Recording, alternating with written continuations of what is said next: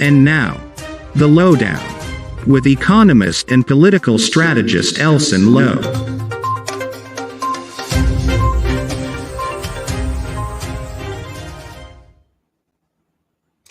Good evening, folks. Good evening. Welcome to The Lowdown. I'm your host, Elson Low. Thank you for starting your Saturday night on a high with Elson Low. It's good to have you here always. It's good to have a laugh with you always. We're gonna have a fun show tonight. We're gonna have an interesting show tonight. We're gonna cover some areas that have been caused a certain degree of controversy over the past week or so, and that's really regarding the cost of living and inflation and these types of worrisome things. But of course, you know, we like to cover everything in a humorous and entertaining fashion. So we invite you to share the link, folks. Let's try and get as many people as possible looking at the show. Let's try and spread the message as much as possible. And we hope that you guys will be able to really enjoy tonight's show. It's going to be fun, entertaining, interesting. We're going to go over some headlines. There's quite a few headlines regarding cost of living. Going to show you some fun graphs. Of course, we've covered some graphs before on this show, but it's going to be good, folks. It's going to be good. We're going to speak with City Councillor Ian Bollers. He's going to be here to speak with us later on in the show. And then we, as always, like to give young people in Guyana a sense of the ways in which you can benefit as the oil and gas economy picks up. And really a sense of how some people have been benefiting hugely in a massive way from the changes to our economy. So I'm going to give you a sense of how they've been doing that, and hopefully that will be of use to you. So that is essentially the way that we want to break down the show tonight. We're first going to talk about the cost of living and inflation issue.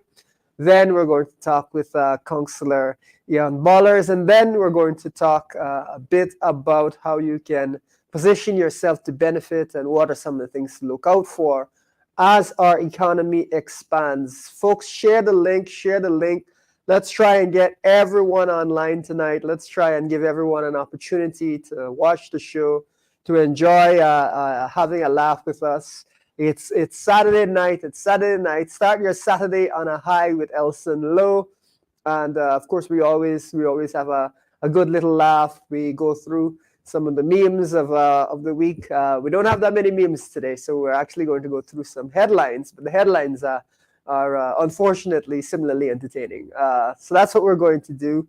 We've seen in the past week or so the cost of living issue resurface. It's something that I don't have to tell you is a very serious issue that has affected so many people. But it would appear that the government doesn't see it as really a priority issue, and as a result, we're not seeing any kind of robust response from them. But we're going to talk about that. We're going to talk about what really should happen to try and address this cost of living issue, what other countries have been doing to address it, and how we can mirror them. And in some cases, we've already made efforts to mirror them, but the efforts need to be robust efforts so that we can actually bring prices down, or at least help people to be able to live at a comfortable level with these higher prices. So we're gonna chat about all of these things. We're going to go into a bit of depth on some of them, give you a sense of it internationally, as well as locally, folks. So we're going to give you more than one perspective, which is good to have on these things. It's not an issue that's confined to Guyana, but at the same time, we here in Guyana need to respond to it as the fastest growing country in the world. One would expect our response to be a robust response, folks. We would expect to see a big response, not the types of lukewarm responses we've seen so far from the government. So share the link. Let's try and get everyone in. Let's try and give everyone an opportunity to see these interesting things. We're going to also talk a bit about inequality, and I'm going to give you a measure of that to help you get a sense of how it has changed in only a few short years. But we have some very disturbing questions around inequality in the country, and we've not seen the government list inequality as one of their primary development priorities. And when I say inequality, I mean reducing inequality or keeping it at a minimal level. We've not seen that as a priority for the government, so it's an issue that really does need to be discussed. Of course, we've got a very large portion of the population that lives in very difficult circumstances. It's one of the poorest countries in terms of those at the lower end of the income scale in this hemisphere. It's been for a while. But at the same time, we're seeing massive growth in Guyana, unbelievable levels of growth. So we want to ensure that everyone is able to benefit from that. So we're going to chat a bit about that, give you again some perspective so that going forward you have a sense of how the economy is changing, what needs to be done, and what is not being done. So thanks again, folks, for tuning in tonight. Remember to share that link. We're going to have an entertaining time as always. It's going to be a laugh as always. Thank you for joining us. So starting your Saturday night on a high. So share the link, folks. Share the link. We're going to just jump into one or two of these just quick issues as we start off the night. Share that link. Let's get things going. So let's get the first slide up, which is we always try to talk about some of these house prices and things like that we've seen in the country, and it's something that is an issue that has come up, and it's something that we're going to chat about in a little bit. We're going to chat about the housing issue, and we're going to put up in a minute a picture of a house where someone made some specific comments on it that were a bit questionable, a bit troubling. So we're gonna have that quick conversation, and we're gonna lean into that really quickly, and that's going to be something that we have a good discussion around. That we have a good discussion around. That's going to, I think, be very interesting to you. So when we can get that image up, we'll look at that. There you go. Okay, so we've got a house here. It's an entire house with, I believe it's $300,000. Rent is the asking rent. However, the person renting the house has indicated that they don't want any Cubans there, which is pretty troubling. We've seen a lot of people migrate to the country. I mean, I suppose it's pretty funny that they're bold enough to put right on their advertisement that they don't want any Cubans. But on the other end of it, it's really unfortunate that people would say something like that.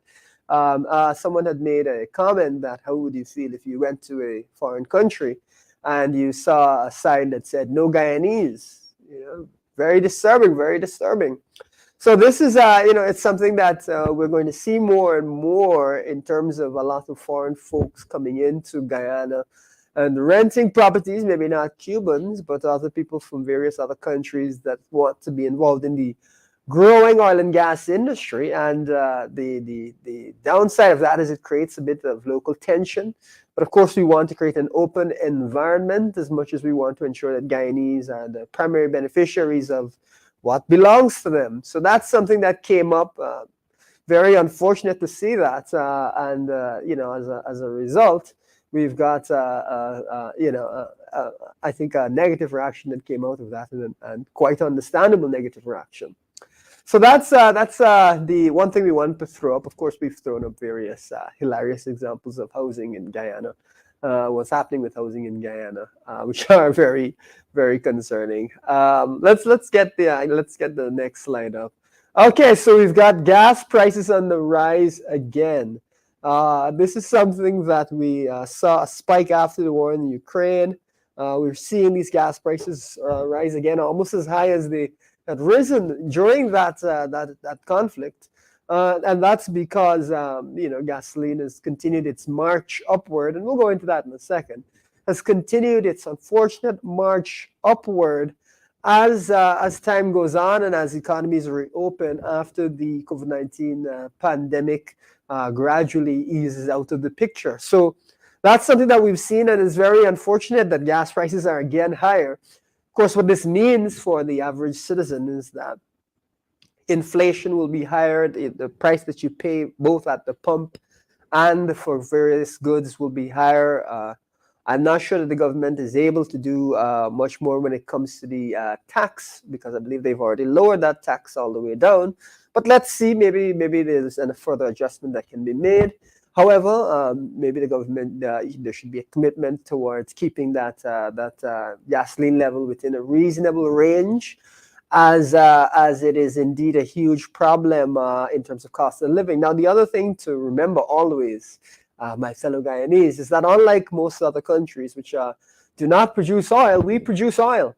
And as a result of producing oil, you would think that we would have some additional capacity to ease people's burdens for these types of temporary shocks, which we are seeing right now. Remember, Guyanese won't be consuming that many barrels of oil, but the country is obviously producing huge amounts, and that production is going through the roof. We've seen Exxon actually say that they're going to be bringing forward their production, for the next FPSO from 2024 to 2023, so that next year you're going to see another big jump in the amount of production, in the barrels of oil of production that we have in Guyana. So this is something to keep your eye on. It's very concerning, but we wanted to also give you a perspective on it over time, because you may think to yourself, oh, well, this is just one-off. Maybe gas prices will drop again in the near future. But let's get some perspective. So let's go into the next image there. Okay, so now you've got gas prices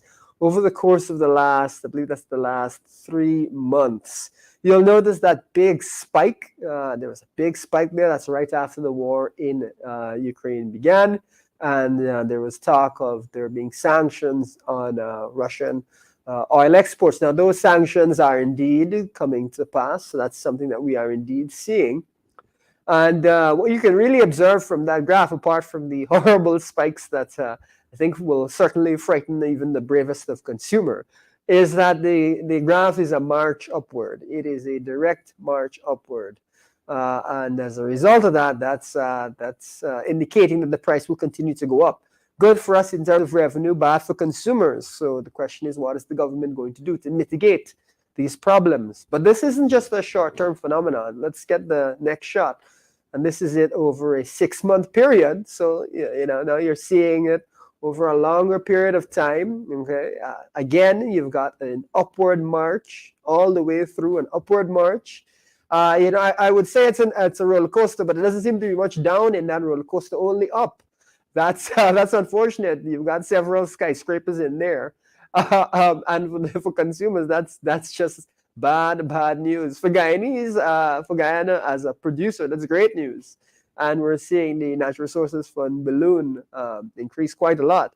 But if those and none of those monies are put towards cost of living mitigation, and in fact less than 1% of the national budget has been put towards cost of living mitigation, we'll get into all that a bit later, viewers. We'll get into all that a bit later, and all of the way that the government seems to be either totally ignoring or completely have missed what needs to be done in these circumstances. But that's the upward march. Let's get the next slide up. So that's going to give you an even longer term perspective. So that's looking all through the pandemic. You see the drop that happened during the pandemic. And then you see this march higher and higher prices.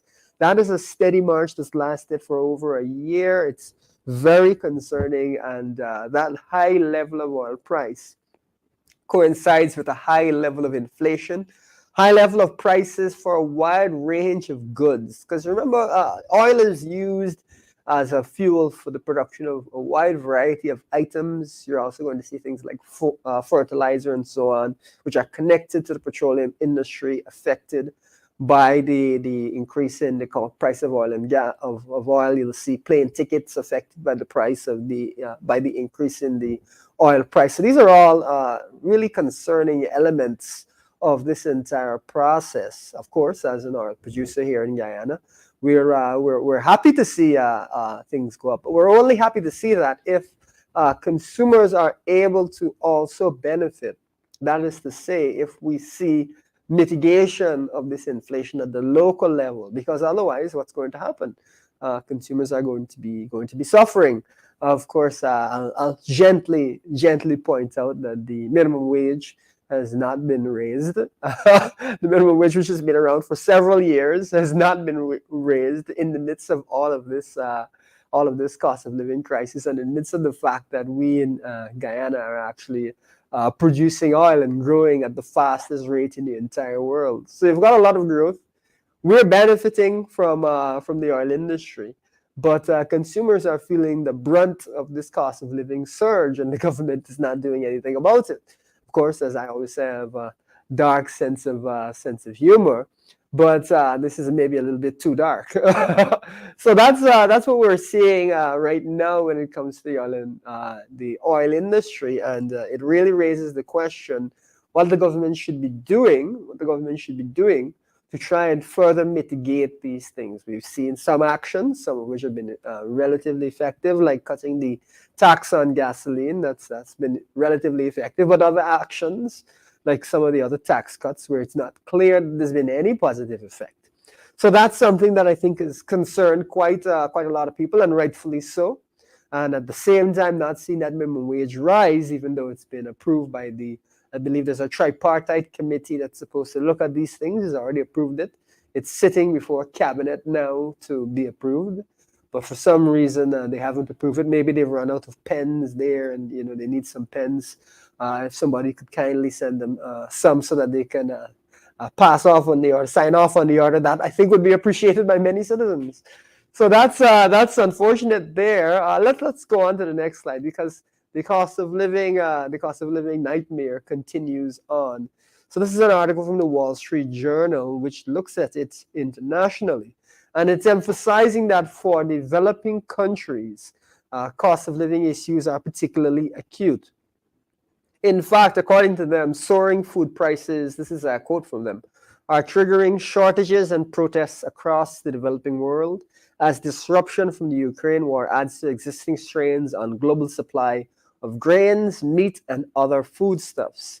India recently on Saturday invoked a rare ban on wheat exports to help tame domestic prices, a move likely to exacerbate global strains. The country is the world's second largest wheat grower behind China. Late last month, Indonesia halted the export of certain types of palm oil, edible oils, in an effort to lower the local prices. Indonesia is also a large producer of palm oil, I believe.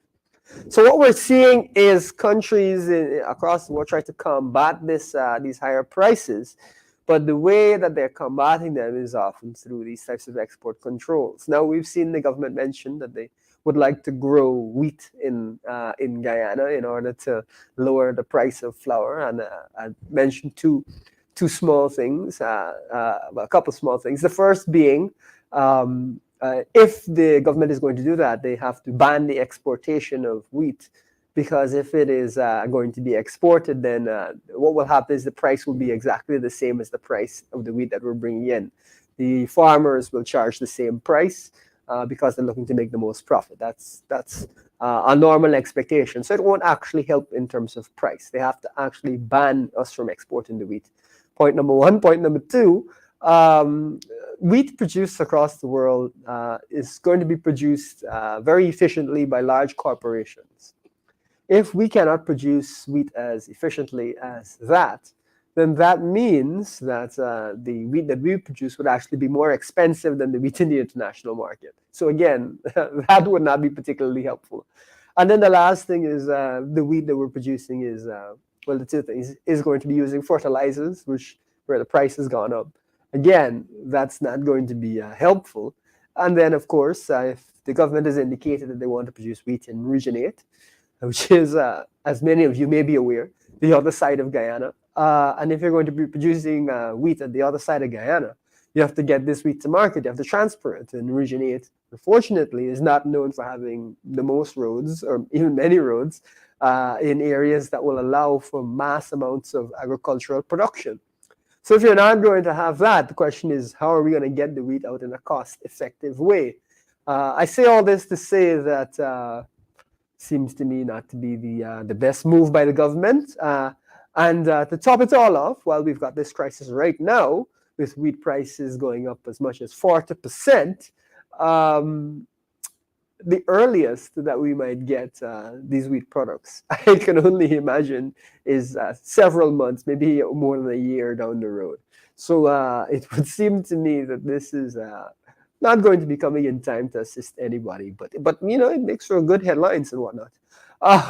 So the government maybe making a bit of a blunder there. I think maybe a bit of a misstep. So that's some concerning. Those are some concerning things that we're seeing. Cooking oil is the other thing which is gone through the roof, and that is has really affected a lot of people.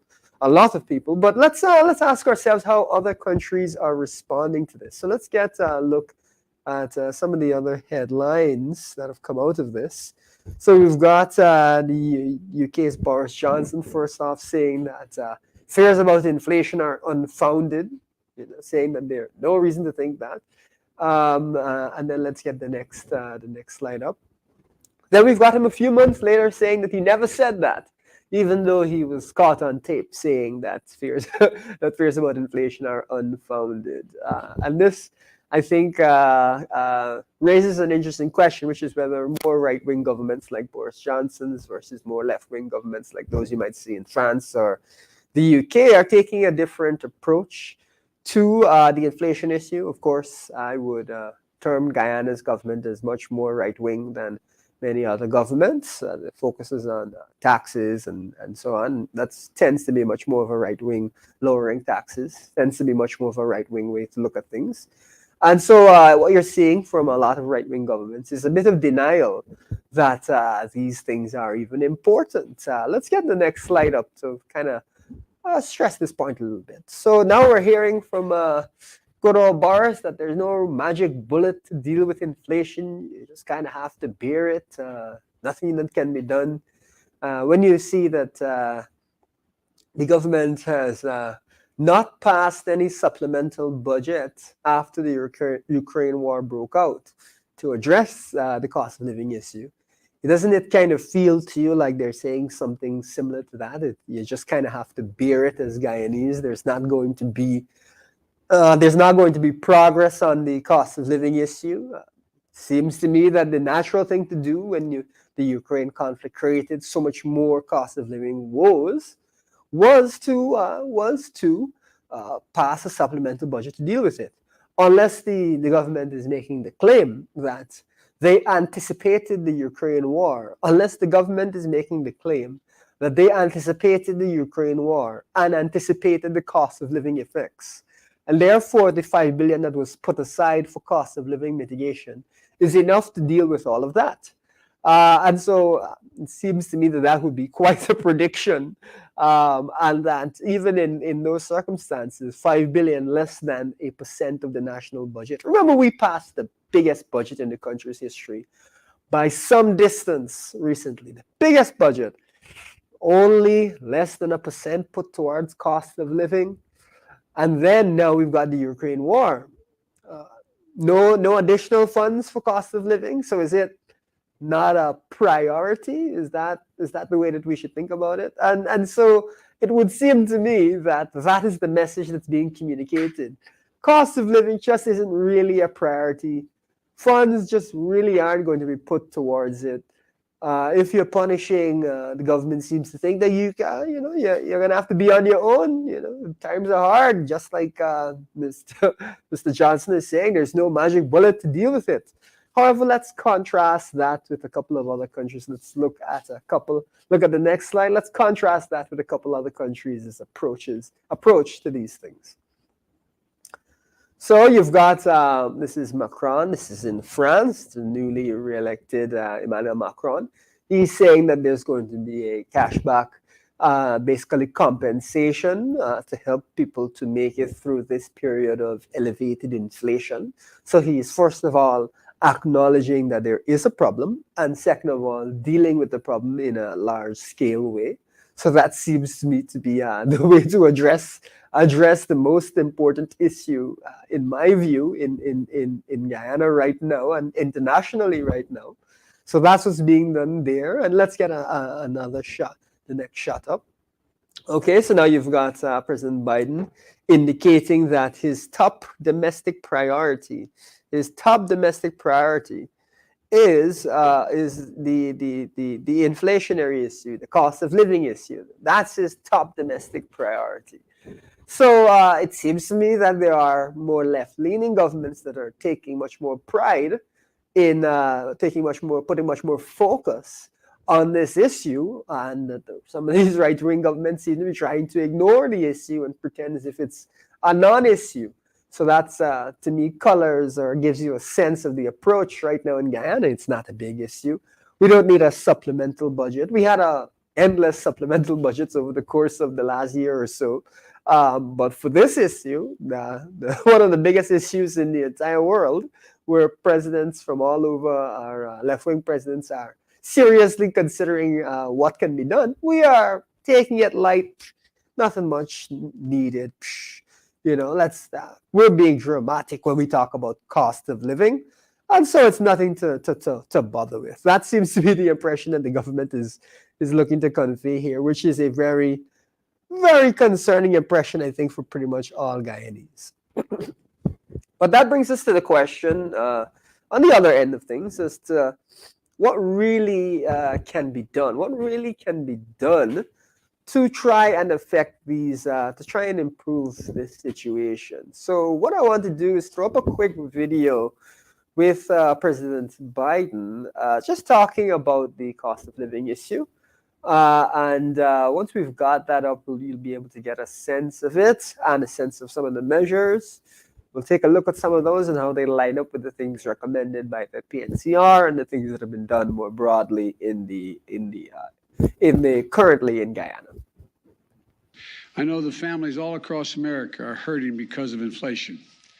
I understand what it feels like. I come from a family where when the price of gas or food went up, we felt it. It was a discussion at the kitchen table. I want every American to know that I'm taking inflation very seriously, and it's my top domestic priority.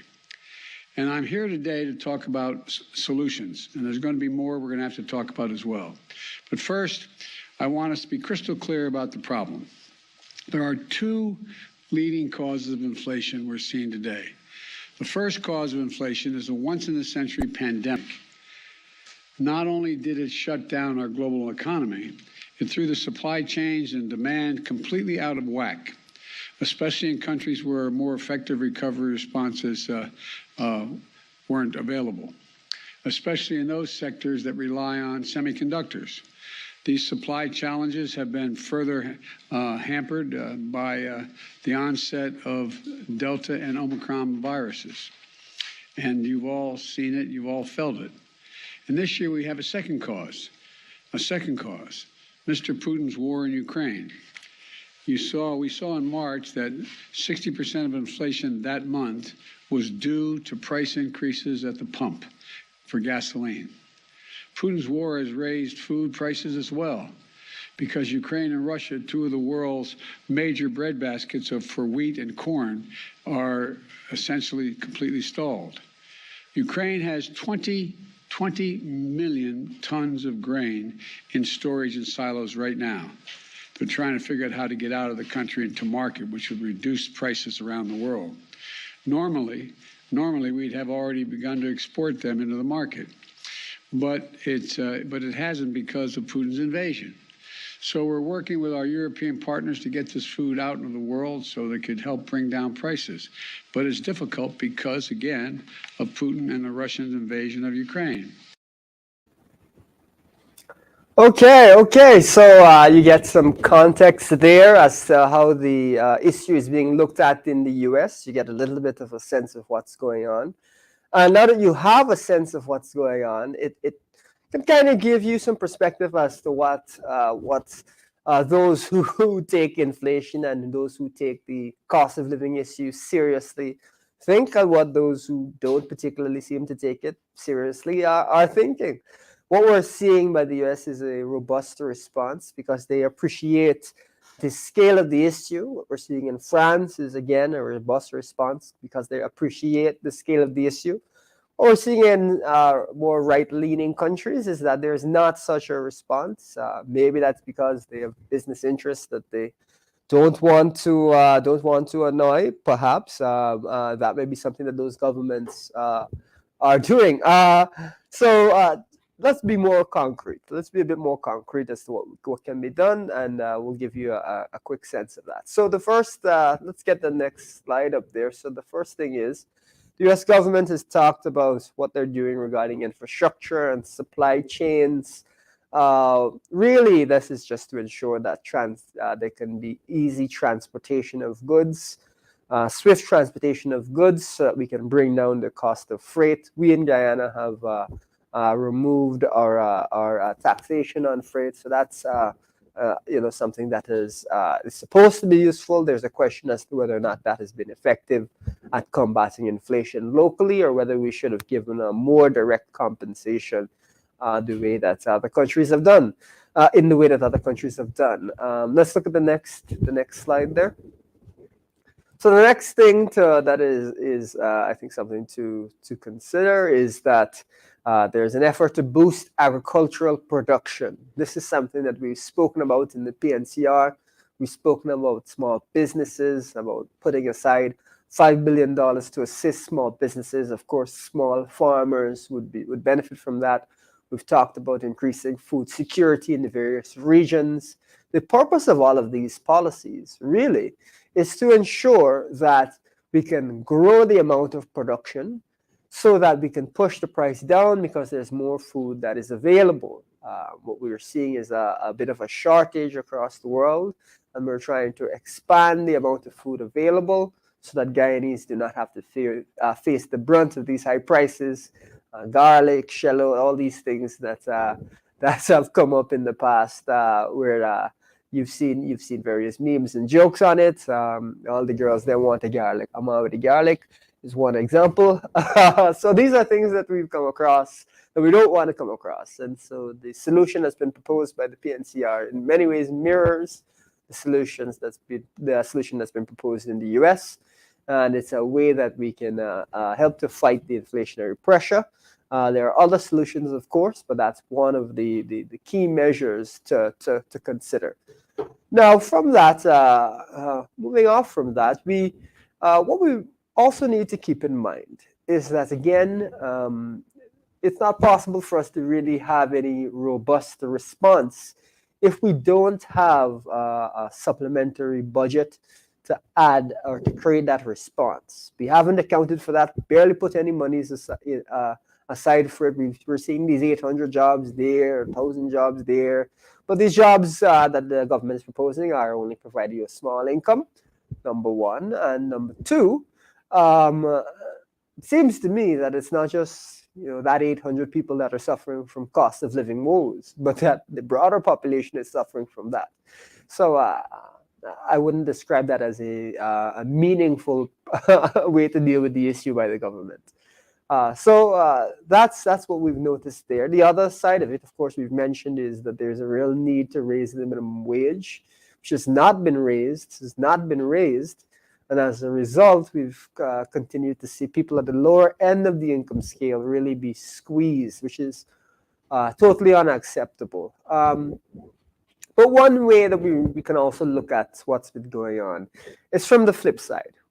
I talk quite a bit about the way that the country's economy has grown. The country's economy has grown so substantially. And as a result of that, I just want to hammer home some points about the way that inequality really has started to affect Guyana. The Guyanese stock market is one that has been performing incredibly well in the past few years. In fact, from 2018 to now, it has gone up 500%. It has gotten 5 times larger over the course of just a few years. However, it's generally the consensus among economists and other experts in Guyana that the ownership of stock in Guyana is very low. Many people in the population don't own stock, especially those on the lower end of the income scale don't own stock and perhaps don't even know what stock is. A stock essentially is just a share of ownership of a company, which entitles you to sometimes voting rights, but typically to some of the profits of a company. So we've got big corporations in Guyana that have been quite profitable, that have seen their assets grow, that have seen their stock price go through the roof. So the value of the entire company is much higher. But at the same time, we've not seen the minimum wage come up. So what we've seen is that those at the lower end of the income scale have the same income, minimum wage is the same, but the stock price of these companies has gone up 5 times over. And so if you are someone who has stock, and this is the wealthier people in the society who have stock, your wealth has gotten 5 times as large. 5 times as large. And so by this measure of inequality, in just a few short years, the gap between the poorest citizens and the wealthiest citizens has gotten 5 times bigger in just a few years. That's what's really going on in terms of inequality in this country. The gap has gotten 5 times bigger in just a few short years. This is very disturbing. It's very concerning. And it really raises the question as to what kind of a society we want. Of course, we in the PNCR believe that inequality is an important issue, believe that it's important for us to grow together as a society. And that is, of course, something that is reflected in our policies and something you can always look at. As I mentioned earlier in the program, the PPP has not listed combating growing inequality as a priority in their development framework. It's not an issue for them. It is an issue for us, and we want to ensure that all Guyanese are the beneficiary of this growth, are the beneficiaries of this growth. And I'll close with an interesting question for you. How much tax do you think that those who've benefited from this huge increase in their wealth, how much tax do you think they've had to pay? Of course, they get a share of the profits called dividends. Is that taxed? Of course, the actual stock has gone up. Is that taxed? Fellow Guyanese, they have paid exactly $0 in tax because that is not taxed. That form of income is not taxed in Guyana at all. So as a result, whereas the ordinary person who is struggling on minimum wage has not seen their wealth grow, some of the wealthiest people in Guyana have seen their wealth skyrocket 5 times over, and they haven't had to pay a cent in tax. On that note, viewers, we're going to bring on our guest tonight, Councillor Ian Bollers. He's here and ready to join us. Ian, how are you doing tonight? Hi, good night, Elson. I'm great. How are you? I'm good. Good to see you. And thank you for coming on. Thank you for having me. Great. So if you can just give our viewers, we try to keep it light on the Lowdown. We try to keep things light and breezy, light and relaxed. It's a Saturday night. Just give our viewers a sense of where you're from and what constituency you're connected with within the City Council. All right. So my constituency is constituency 8. And that is basically working Ross, Workmanville areas. Basically, I've been at the council for the past, 3+ years now. As you know, we hasn't had local government election last year. So we're rolling over into another year, which will make this my 4th year as a councillor. Apart from that, I am also, I should say, helping out, so to speak, in the mayor's constituency, which is constituency 1.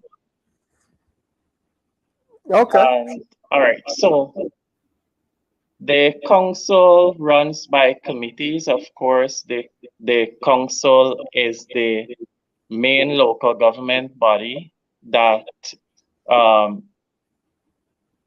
does administering of the affairs of the city, which would include services like garbage collection and stuff like that. Okay, sure. Well, thank you for giving us a little bit of insight into the role that you play and within the council. But of course, what we like to do on this show is we'll ask you some unusual and funny questions. So brace yourself. The first one we've Sure, got go for ahead. you. The first one we've got for you tonight is what is your least favorite food? Oh, that's Mm, actually an hard one. yeah, uh, we've I we've had like interesting a lot answers. of diverse food, so it's kind of an hard one. We've had some interesting Mm, answers. Someone has said soda is their least favorite food, which I thought was a surprise. I think the most, yeah, right? um, definitely not soda. Mm, probably Uh, Corolla.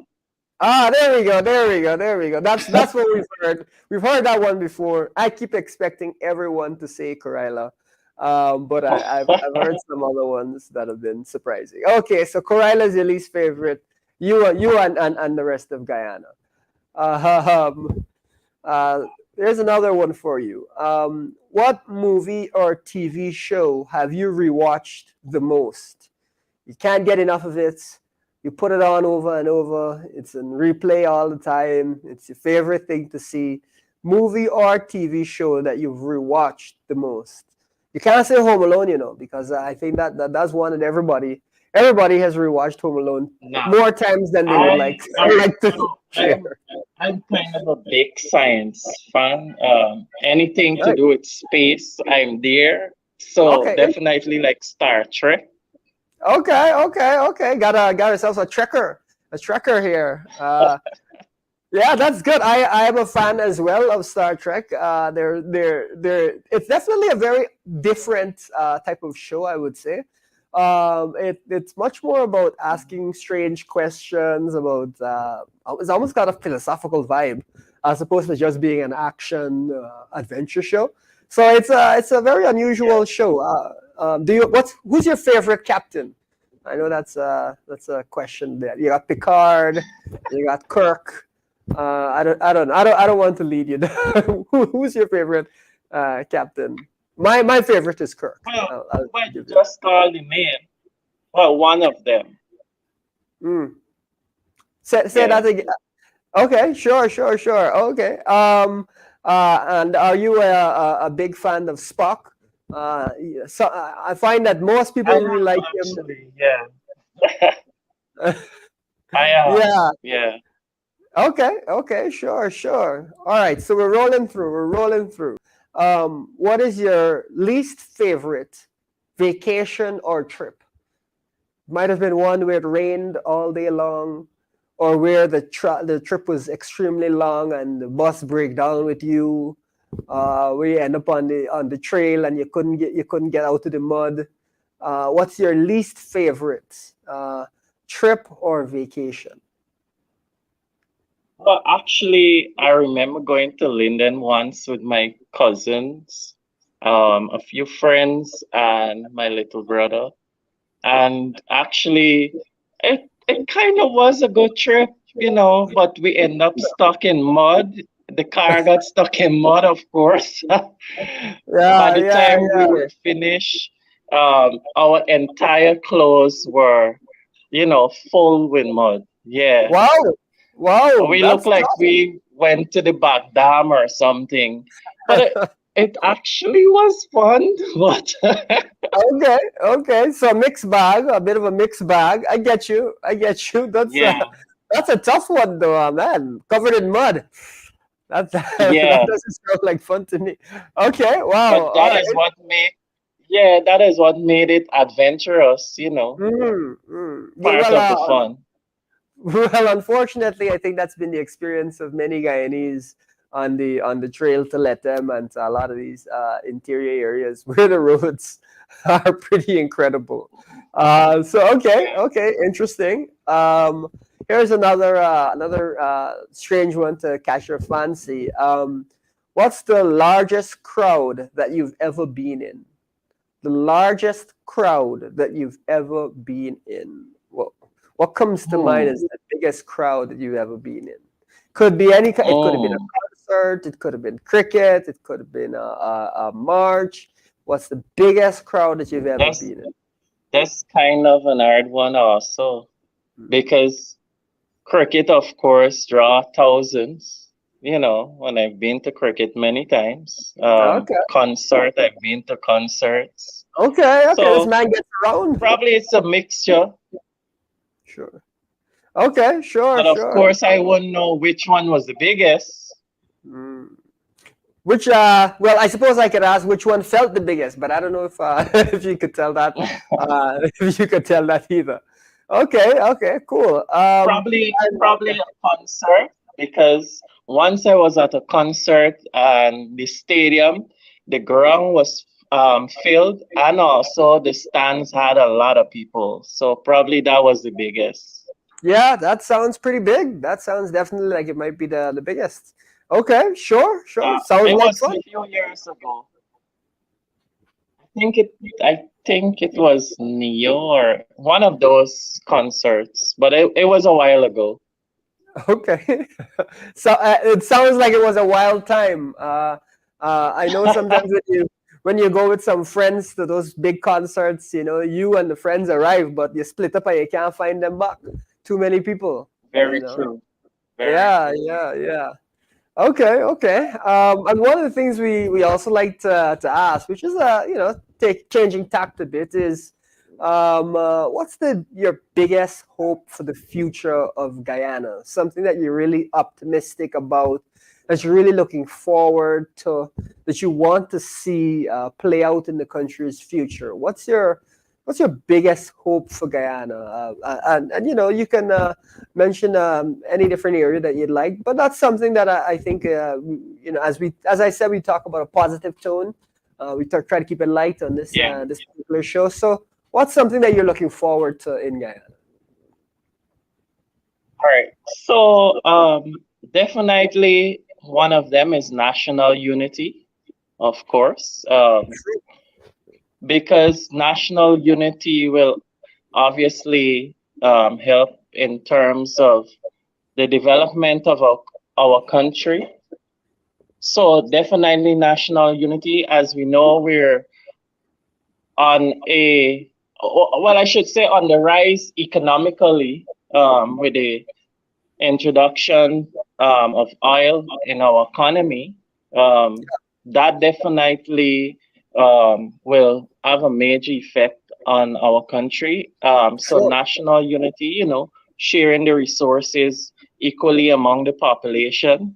Hmm. Um, as you know, we several things needs to happen for us to realize that development, like cheap electricity, of course, a deep water port is important. The road to Brazil, that's a major one Sure. Sure. also in terms of um, the development process of our country. We've been talking about that road for years and years and years, and it hasn't been realized as yet, but I'm hopeful that our road will um, be completed because, as you know, the connection to Brazil, um, Yeah. northern Brazil, would like an avenue out to the sea, which Yeah. coming through Guyana would be a shorter avenue out to the sea. So a lot Absolutely. of goods would be passing through Guyana and we would gain revenues, not only, like in the trucking industry. Um, it would be good if we can get a real system connecting Yeah. Brazil to Guyana, of course. That would Yeah. be faster. Yeah. I agree. Revenues, immigration, services, stuff like that. And, Yeah. food and everything. There's a lot of connecting industries to just that simple road. Yeah. I So, completely agree. I'm very excited about the development prospects of Guyana. Good, good, good. And that's I think the attitude we have to take. We want to be excited. We want to push for development as much as we have our concerns about a certain group of people that seem hell bent on thieving out the oil money. But in the meantime, yeah, we're going to continue to push for progress in the country. Ian, thank you for being on tonight. We've had a nice, insightful chat, and we appreciate your time. And thank you for having me, Elson. Great. All right. You have a good rest of the night, and we'll have you on later down the road. Thank you. Okay, so that was Councillor Jan Bollers. He's sharing his thoughts regarding Guyana's development. And, we like to keep it light. We like to have a chat here on the Lowdown. And so that was a very interesting one. Now, at the end of the program, we always want to talk a bit about Guyana's development and how you can position yourself, what the changes are, especially for young people. What are some of the big things that have taken place? Of course, in this show, I've mentioned the massive growth of Guyana's stock market. Of course, I'm not saying that you should invest, but I do want to point out that wealthier people in this country have been able to make huge sums, and that has been in a tax-free way. So take from that what you will, but that seems to be an avenue that some people have benefited from very substantially. Just to give you a sense of it, if you had 200,000 US invested in the Guyanese stock market, of course, that's a lot of money, don't get me wrong, but you'd have $1 million US right now. So that's nothing to sniff at. That's very, very good performance. And then, of course, you get your dividends as well, also not taxed. So that's a great area of benefit.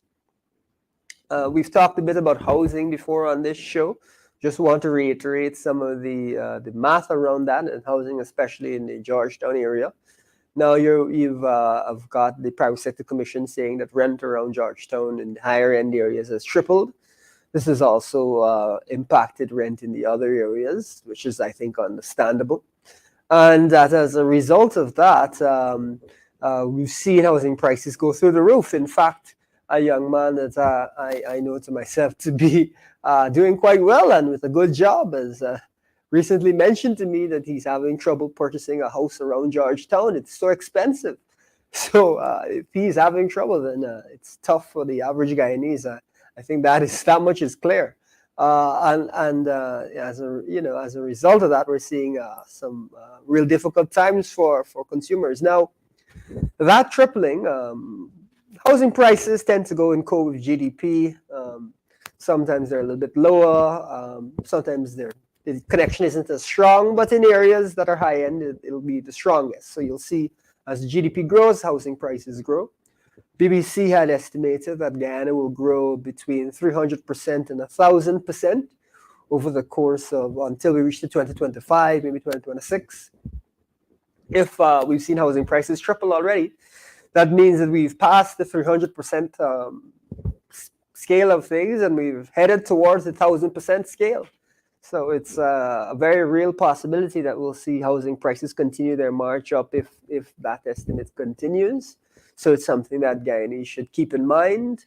And if you're on the lower end of the income scale, it's definitely poses a challenge for you. And the advice that I've offered before is regarding if you can move out of the city and live someplace close to transportation. That would probably be the most effective way that you can avoid having to pay higher prices, because of course the oil and gas workers want to live in the best areas, and that's going to have a big impact on Georgetown, very big impact. Now these oil and gas workers, we've given you on this show a sense of how much you earn in the oil and gas industry internationally. We wanted to ground that a bit more, give you a bit more specificity in the local market. Of course, we would only be able to share what has been shared with us. We don't have them coming out with quotes, but it seems that for entry-level positions, you can estimate, or it's an estimate that I've come up with is 400,000 to 450,000 for entry-level positions. I remind you that the minimum wage is about $44,000. So we're looking at 10 times the minimum wage for entry-level positions. So that's a chunk of change right there. And that for the oil and gas service companies, which are companies that are connected to the oil and gas industry, but not necessarily your large companies, your main companies. You may be getting an entry level of about $250,000 a month. which is again pretty substantial. Again, far higher than the minimum wage and much higher than most Guyanese would earn. So that's something to keep in mind.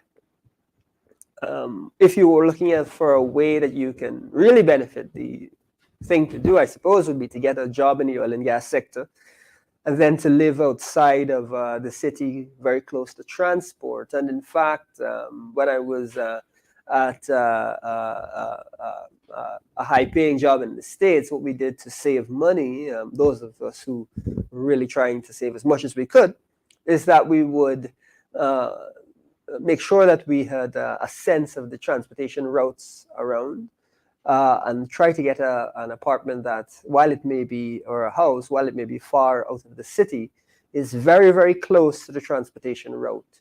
That allows you to minimize some of your transportation timings. And as a result of minimizing that, it kind of functions in the same way that a house that is closer, much closer to the city, much closer to your job area would function. So it's cheaper generally in terms of rent, but it is better because it is so close to the actual transportation system itself. We've also mentioned on this show that there will be a lot of jobs created by the shore bases, and that those jobs will be clustered in many cases along the Demerara River, where we're going to see a minimum of 8 shore bases developed with thousands and thousands of workers in that area. So it's going to be a massive development area. As a result, you can imagine that houses on the East Bank, there's going to be a lot of demand for houses on the East Bank. You can imagine that. And so if you want to work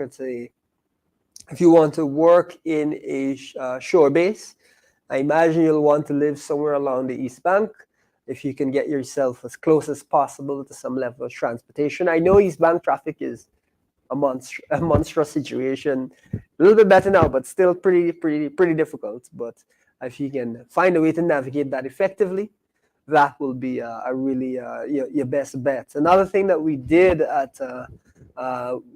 is we would to save money, we would try and find a roommate. And that is really beneficial, because if you have a roommate, then you can split your costs.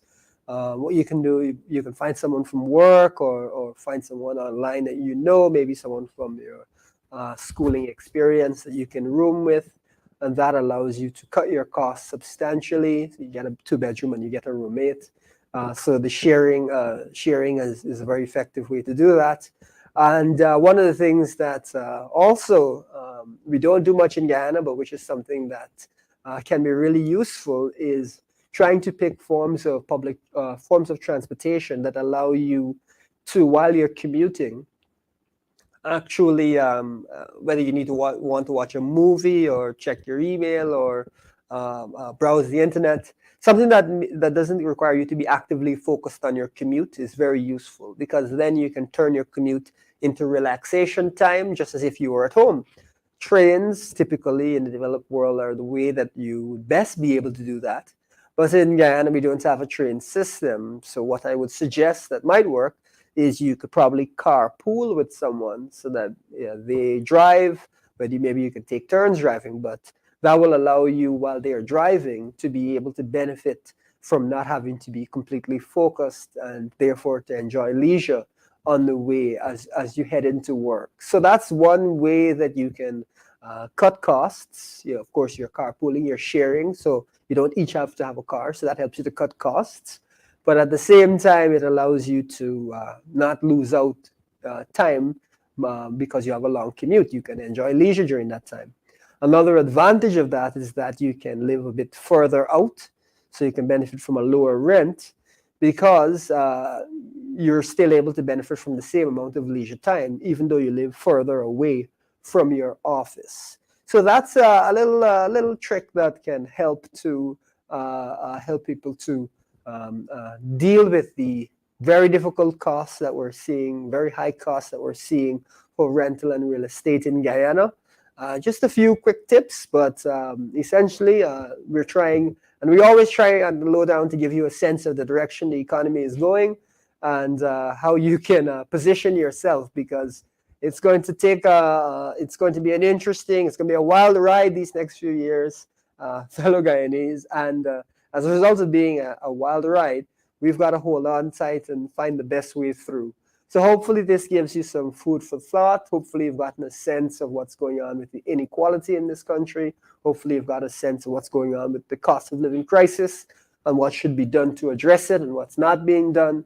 And from that perspective, you can take that with you and greet the future with optimism and with determination. That brings us to the end of tonight's program. Thank you, as always, for starting your Saturday night on a high with Elson Low here on the Lowdown. And we look forward to seeing you next week for a program and every Saturday night. So thank you again, and you have a good evening and weekend.